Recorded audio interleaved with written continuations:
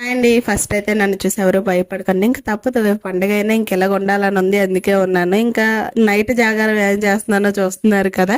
మా పిల్లలు అది సీరియస్‌గా అయితే మ్యాచ్ చూస్తున్నారు ఇండియా, పాకిస్తాన్. ఇంక వాళ్ళతో పాటు నేను కూడా చూస్తూ సైడ్‌కి అయితే కూర్చున్నాననమాట. ఇంక శివరాత్రి అంటే తెలిసిందే కదా! ఎన్నో ఎక్స్‌పెక్ట్ చేస్తాం. ఎంతో టైం స్పెండ్ చేయాలనుకుంటాం. కానీ ఇంకేటి చేస్తాం ఇలాగ అయిన తర్వాత ఏమీ చేయలేం కదా! డిసప్పాయింట్ అయితే అవ్వలేదు. హ్యాపీగానే ఉంది. ఎందుకంటే శివరాత్రి రోజు మార్నింగ్ శివయ్య పిలుపు అయితే వచ్చింది. టెంపుల్‌కి వెళ్ళాను. మధ్యాహ్నం ఆయన పెట్టే ప్రసాదం తిన్నాను. అన్ని అయిపోయిన తర్వాత ఇంక ఈ విధంగా అయితే ఉన్నాననమాట. ఏముంది టెంపుల్ కి వెళ్ళొచ్చిన ప్రసాదం చేస్తాను ఇంక ఇలా ఉన్నాను కదా! బాధ అయితే లేదు. కాకపోతే ఏంటంటే నెక్స్ట్ డే మార్నింగ్ లేసి బీచ్ స్నానాలు అయ్యి మిస్ అయ్యాం. కొంచెం అయితే డిసప్పాయింట్ అయితే అయ్యాను. ఇంకా తప్పదు. ఇంకా అలాగే టైం స్పెండ్ చేస్తూ ఉన్నప్పుడైతే ఇంక మా వదిన వాళ్ళ పిల్లలు అయితే వచ్చారనమాట. వాళ్ళతో కాసేపు అలా టైం స్పెండ్ చేసి గేమ్స్ అయ్యి ఆడుకొని ఇంకా టైం అయితే చూస్తుండగానే 12:20 అయిపోయింది.